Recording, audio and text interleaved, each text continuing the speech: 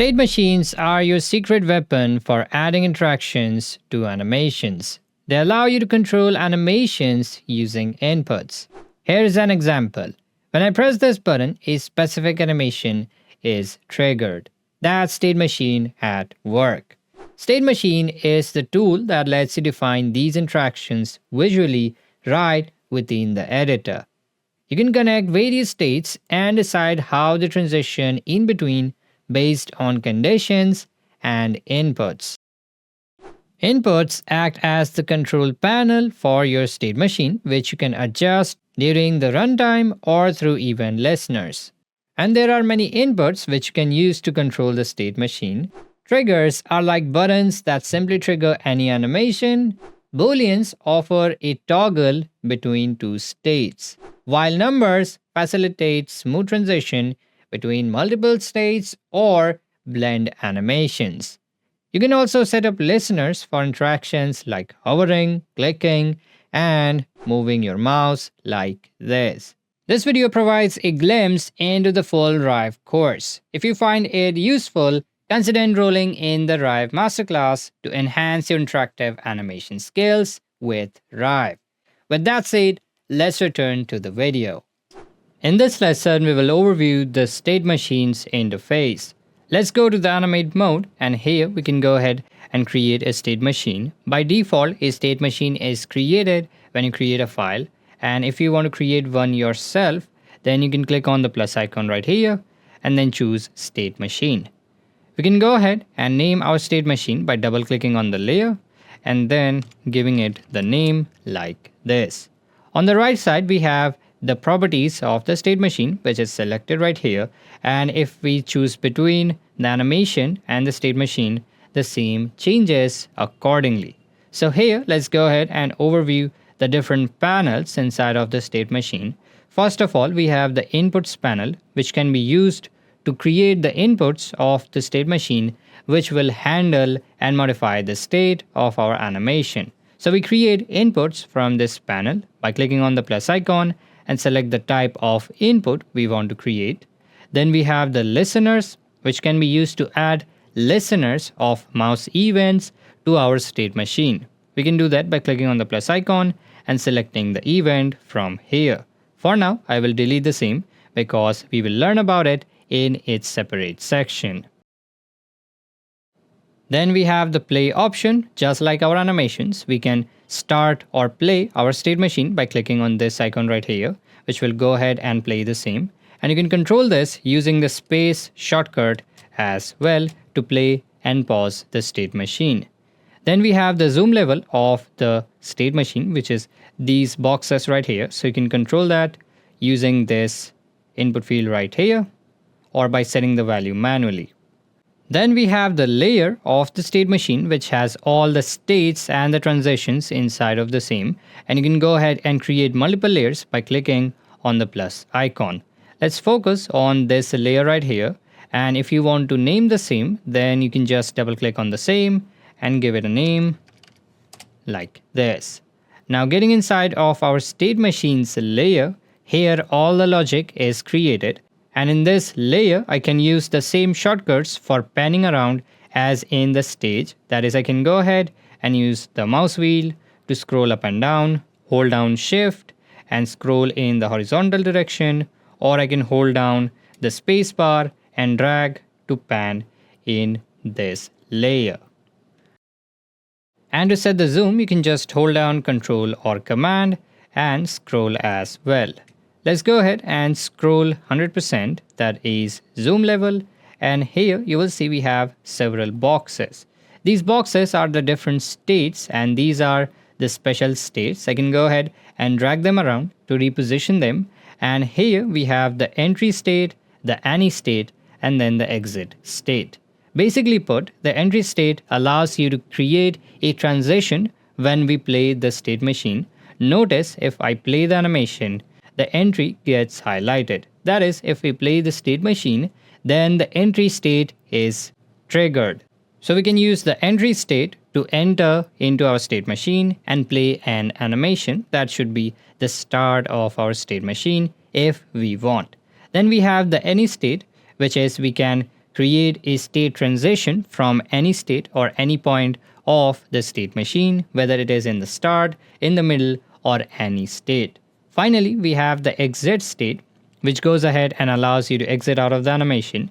And it is helpful when you have finished the state machine, you don't want to do any interactivity, then you can go ahead and connect the transition to this exit state and your state machine will be disposed. Now, of course, we'll go ahead and learn more about them when we actually use them. And here, these are the special states. And if we want to drag in our custom state, that is a animation, we can go ahead and just click and drag the animation onto the layer like this. And now you can see we have our animation as a state inside of the layer. Coming to the right, now we have the console panel, which can be used to console or log the events inside of the state machine. That is, if you go ahead and play animation, change the input, and so on. This is helpful if you want to keep track of the events happening inside of your state machine. Finally, we have the properties panel or the transition properties of a transition or a state. So if I go ahead and select this timeline 1, you can see we have some properties of the same. So this is like an inspector for the states inside of the state machine. So that's an basic overview of the state machine's interface. In the next lesson, let's go ahead and add some interactivity to our button element, which is this right here. In the previous lesson, we overviewed the interface of our state machine, and in this one, we'll go ahead and set up a basic state machine to add interactivity to our button element, which is this right here. First of all, we'll go ahead and create the press animation of the button. Then we'll go ahead and create a transition between the entry and our press animation state. And then we'll go ahead and create an input trigger to control the press animation of the button. Let's go ahead and perform the same.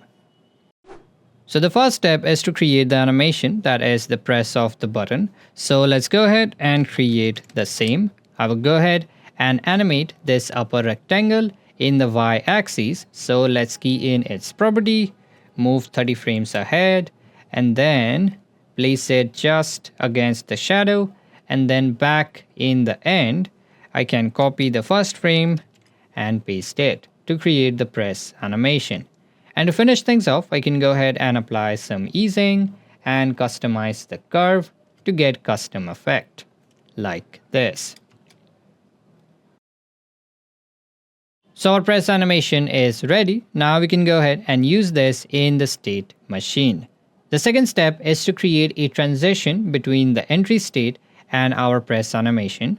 To do that, I'll go ahead and drag and drop it to create a state like this inside of the state layer.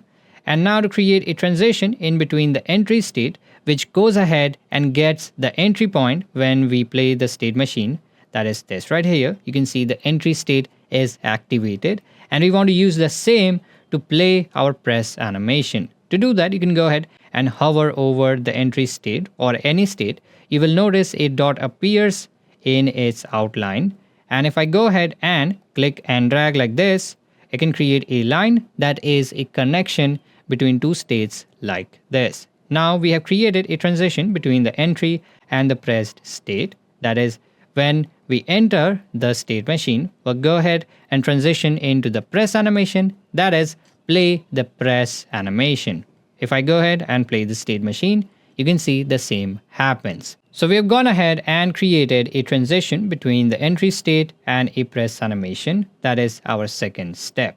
Next, we'll go ahead and configure a input to control this transition. That is, right now, the transition happens right away. That is, when we just enter the state machine, the press animation gets played.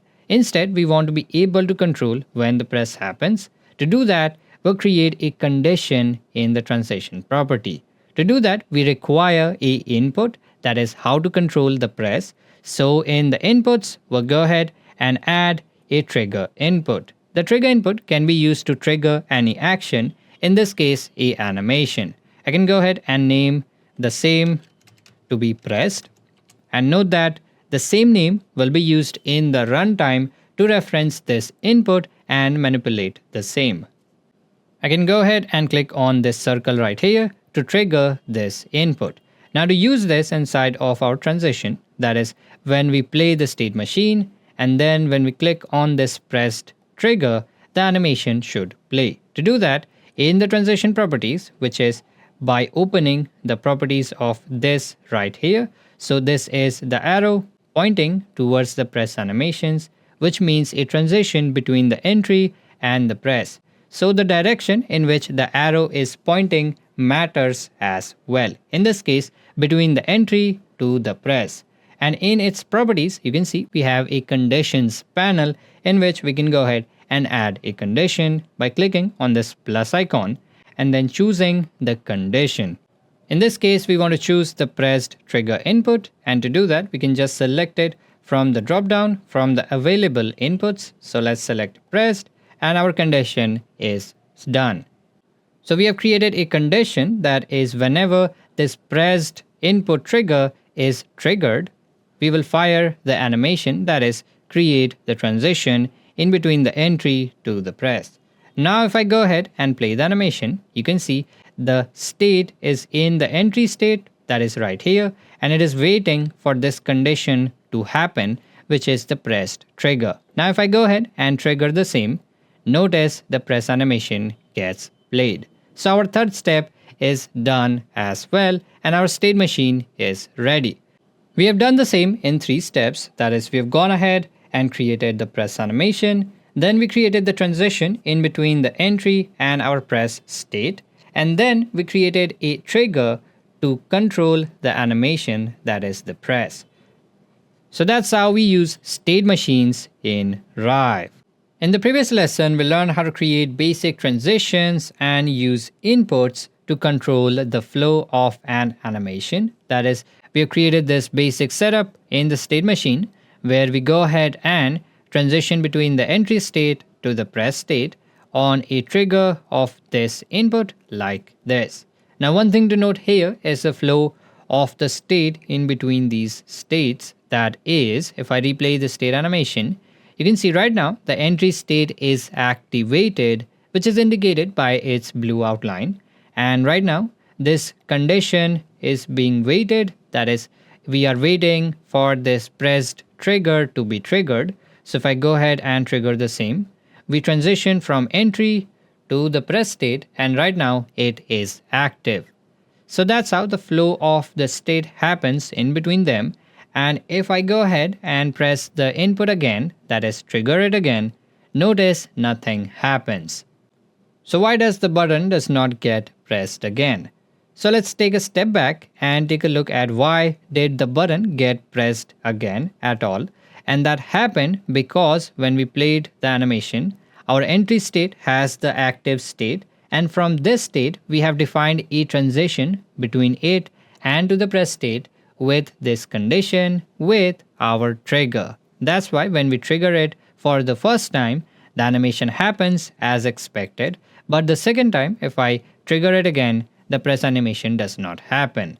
Simply put, we need another state from where we go from the press to a release state, wait there until we press the state again, that is trigger the input again. So let's go ahead and just create a simple released state, that is a animation. So let's name it released. And here I can go ahead and just keyframe the y-axis property of this rectangle. And because this whole animation just has one keyframe, I can go ahead and set the duration to 1 frame like this. Now let's go back to the state machine and drag our released state to the same, that is this right here.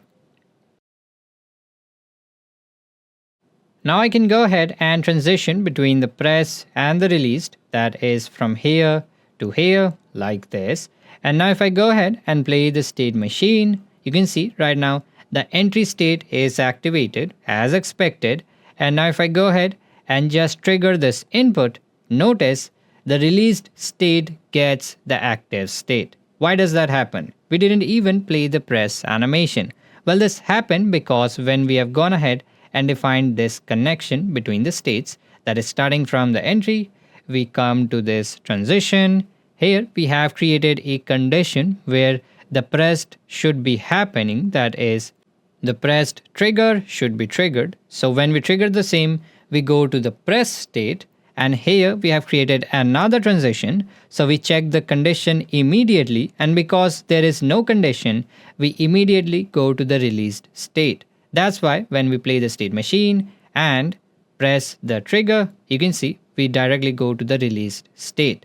So I can go ahead and change the property of this transition, which is from the press to released. And here you can see we have several properties. I can go ahead and change the duration, that is from 0 milliseconds, which is without any wait. I can add a wait like let's say 1 second, like this. And now if I go ahead and play the state machine and press the trigger, notice we wait for a second before transitioning into the release state from the press state. And our animation takes 2 seconds to complete. So I can go ahead and enter that instead. That is the duration of the transition.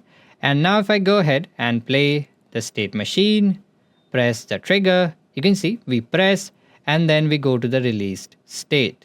But this is not the efficient way to do the same, because if we change the duration or the position of the keyframes, then we'll have to readjust this transition property. Instead, we can go ahead and use the exit time. So I'll go ahead and set the duration back to 0 and then enable the exit time, using which we can use percent values of the animation itself. So we want to wait until this animation finishes. To do that, I can set this transition properties exit time to 100% like this. That is 100% of the animation. Wait for it and then exit. Play the state machine again. We are starting with the entry state. We are waiting for the trigger. So let's trigger the same. You can see we play the press and then we go to the released state. So that's how the exit time can be used to wait for a animation to complete itself and then transition into another state.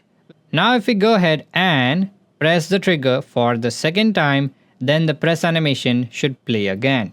To do that, we can just create another transition from the release to the press, just like the entry state.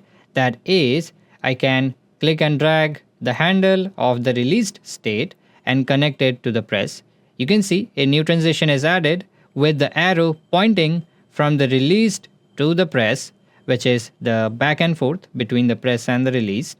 And for the transition from the released to the press, I can set a condition where the input, that is the trigger, should be triggered. Let's go ahead and play the state machine.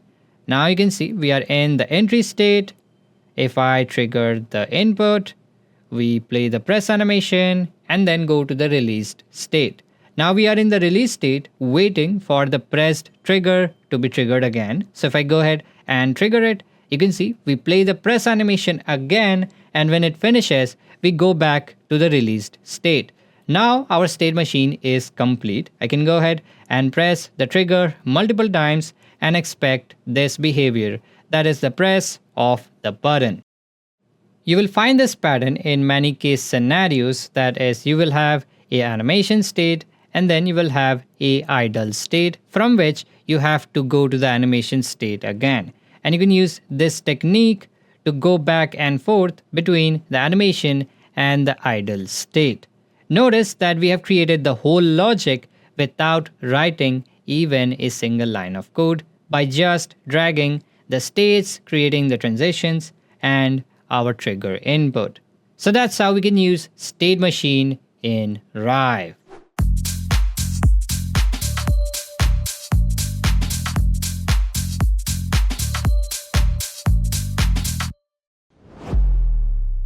In this section, we'll cover the different type of state machine inputs available in Rive, and we'll learn how to use them to manipulate our state.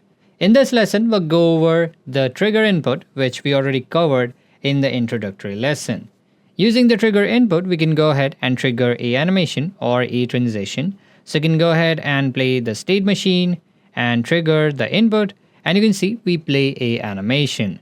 And we can use the same to do anything, that is any event or any animation. So let's go ahead and use the trigger input to create a state machine for our cannon, that is this right here. We'll go ahead and create a state machine and a trigger input to fire a cannonball through our cannon. So let's go ahead and do the same. Here we have the cannon fire animation, that is this right here, and we'll use the same as our triggered animation. So let's go ahead and create a state machine, and then I can go ahead and drag our cannon fire state inside the layer like this. I'll go ahead and reposition the other states like this. And now I can go ahead and create a transition in between the entry and the cannon fire state. And then I can create a trigger input, name it as fire, and then I can set this as the condition inside of our transition. Now I can go ahead and test the same, that is play the state machine and trigger the fire. You can see we fire the cannonball from our cannon, that is the cannonball fire animation. Now the same thing as before, that is if I go ahead and use the trigger for the second time, we don't get the animation played again because the cannon fire state right now is active. So I'll go ahead and create a idle state for our cannon, that is no firing. So to do that, that is for our cannon fire, we have multiple frames which we need to key in, that is these right here. So I can go ahead and just duplicate the same, call it idle, and then remove the other keyframes except the first ones, that is the idle state. So I'll go ahead and just remove the other keyframes like this, and then align all of these keyframes to the start. And I will also set the duration to 1 frame because we are only holding these value. Now in the state machine, I'll go ahead and drag the idle state, and then I'll go ahead and use the same.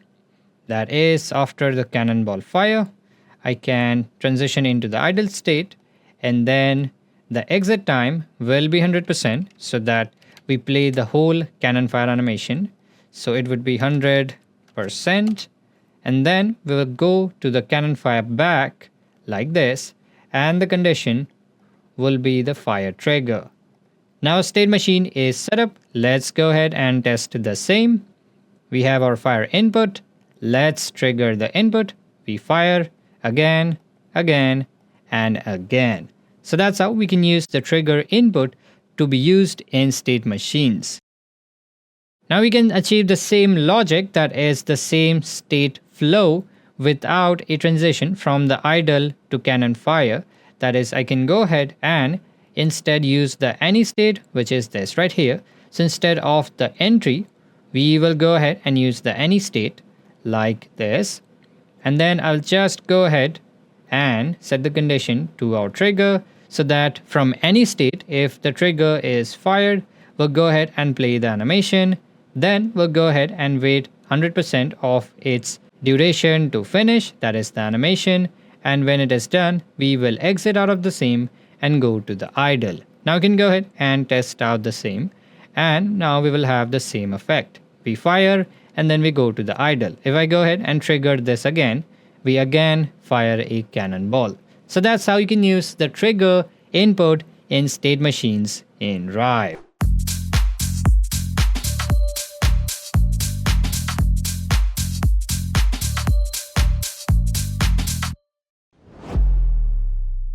In this lesson, we will learn about the Boolean state machine input, which can be used to switch between two different states.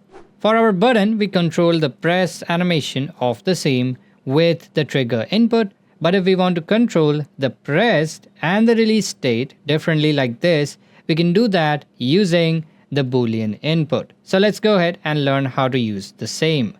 First of all, I will go ahead and create the animations for the button. That is the pressed animation, where the top portion goes from the released to the pressed state. That is like this. And then I can go ahead and animate the color as well. That is keyframe the color, and when it is pressed, I can make it a bit darker by changing the brightness value like this. Let's set it to 94, and then I can go ahead and edit the duration of the animation because we only need 30 frames like this. So an animation is created. I can give it some easing and customize the same like this. Now I can go ahead and create another animation that is the released, which will be the opposite of this one. So I can just duplicate this, name it as released, and then switch the position of the keyframes like this to create the opposite effect, that is from the bottom to the top. Let's apply easing to the starting keyframe, and we are done with our animation.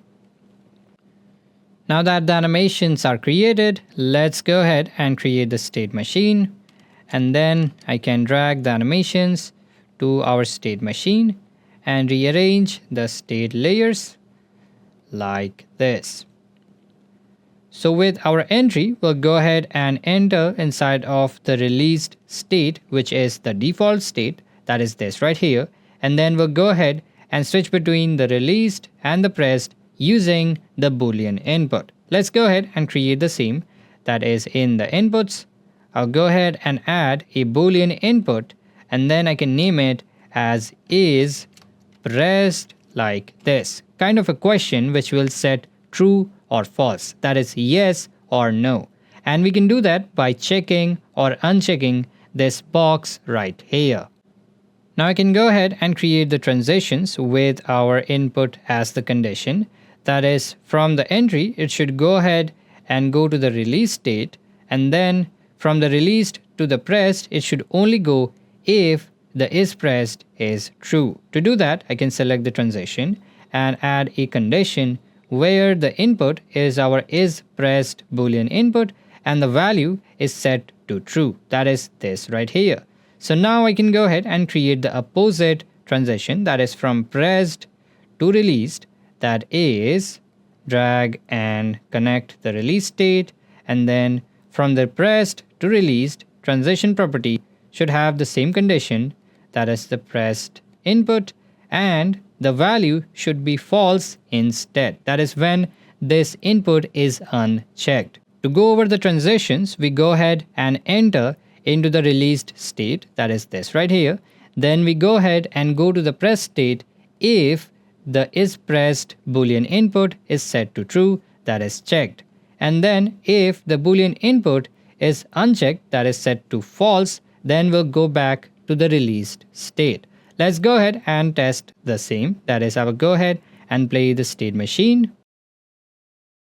You can see we enter the button's released state, and now if I go ahead and check is pressed, you can see the button is pressed, and if I go ahead and uncheck the same, we release the same. So that's how a Boolean input works to control different states or switch between different states of an animation. Let's take a look at our menu icon animation. That is, we created this animation before, that is from a menu to an arrow like this, and we have another animation that is the opposite, from a arrow to a menu like this. We can go ahead and use the Boolean input with the same to switch between the arrow and the menu. So let's go ahead and create a state machine. We can add a input which will be is arrow Boolean input, and now I can go ahead and drag these states inside of our state machine and then set the default state, that is connect the entry with the arrow and then the arrow with the menu, and the transition will have a condition that is arrow should be true. Now I can go ahead and set the reverse condition, that is from the menu to the arrow, and the input will be the same, just the value will be false. Now I can go ahead and test the same, that is, you can see when we enter the animation, we are a arrow, that is the icon, and then if I go ahead and check this Boolean input, we go ahead and convert the arrow to a menu, and I can go ahead and repeat the process. Now one thing to note here is that when we enter the state machine, notice that is it becomes a arrow from a menu, that is from a menu to a arrow like this. Let's say we want to hold the menu icon right here and then perform the animation when the input is changed. To do that, I can just add a simple default animation, that is duplicate any of the animations, name it default, and then just keep the menu keyframe, which is this right here. So delete the other one, and then I can set the duration to 1 frame as well. And then in our state machine, I will drag the default state and change the entry from arrow to the default like this. Now if I go ahead and play the state machine, you can see we are inside of the default state, which is the menu. And now I can go ahead and animate the arrow and the menu. That is, first of all, we enter inside of default, then we go to the arrow if the condition is true, that is our is arrow Boolean input. And then we go ahead and just switch back and forth between the arrow and the menu. So let's go ahead and test the same. That is, you can see we hold the menu icon, and then if I change the input, you can see we have a glitch because maybe we have set different conditions. Yes, so is arrow is true, and then it should go to the menu when this value is false, and then this value is true. So let's rerun the state machine, and now it should work as expected.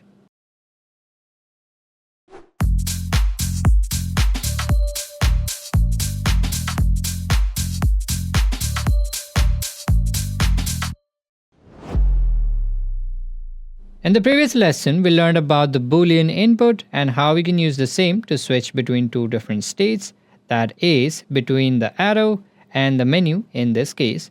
And we have achieved the same by creating two different animations, that is from the menu to the arrow like this. Then I've gone ahead and create a duplicate of this animation and switched the position of the keyframes to get the inverse transition.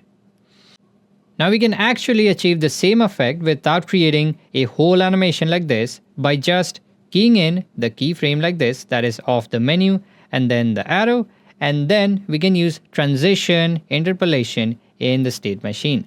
So let's go ahead and learn how to use the same.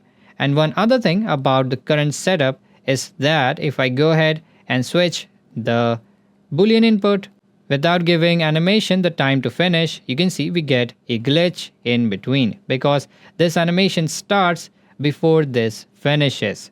So we can go ahead and instead use just the keyframes of the animations. So I will go ahead and remove the default one, and in the arrow I will only keep the arrow keyframe. So I will remove the menu keyframe and then place it in the start and change the duration to 1 frame because this only has 1 keyframe, and then in the menu I will go ahead and just keep the menu keyframe and then change the duration to 1 frame. Now inside of our state machine, we'll go ahead and recreate the whole setup. So I'll go ahead and delete them. Then I will go ahead and drag and drop the animation states, that is the menu and then the arrow. So we will go ahead and by default enter inside of the menu state and then switch between the arrow and then the menu. I'll go ahead and create the same conditions, that is the arrow should be true for the arrow state, and to go back to the menu the is arrow should be false. Now if I go ahead and test the state machine, you will notice we are inside of the menu without any animation, and if I go ahead and change this input right here, you can see we switch to an arrow without any animation as well. So if you want to switch between two different states without any animation, you can do that like this. But in this case, we want some animation in between the transition of the menu to the arrow like before. To do that, I can just go ahead and select the transition and in the properties set the duration to however I want, that is the animation duration. Let's say I can go ahead and set it to 1 second like this. And then same thing for the other end, that is the duration will be 1 second. And now if I go ahead and replay the state machine and change the input, notice we have an animation between the menu and the arrow, that is this right here. Because in the state machine, we go ahead and interpolate between the keyframes of these two states, that is inside of the animations. And we can go ahead and control the duration from this. That is, I can go ahead and make it a bit faster. That is, let's say 500 milliseconds, that is half a second. And now if I go ahead and play the animation, you can see we get the animation a bit faster. Now one thing to note here is that the interpolation uses the linear curve by default, and we can go ahead and use custom curve by selecting the transitions. And in the property, you can see we have the interpolation panel like the animations, and I can use a ease in and ease out curve like this and perform the transition. I can go ahead and customize the curve as well, that is move the handles or enter a custom value like this. And the same will be used for our interpolation between the different states. So that's how you can use the duration and the interpolation property of the transition to create effect like this. Notice how there is no glitch in between the different states even if I try to switch the animations very fast like this. And you can use the same technique for any animation when you have two keyframes which you are interpolating in between. So you can do that by just keying in one portion of the animation, and then in the state machine you can go ahead and switch between the different states with a interpolation and a custom duration. So that's how you can use the transition properties, that is the duration and the interpolation in Rive.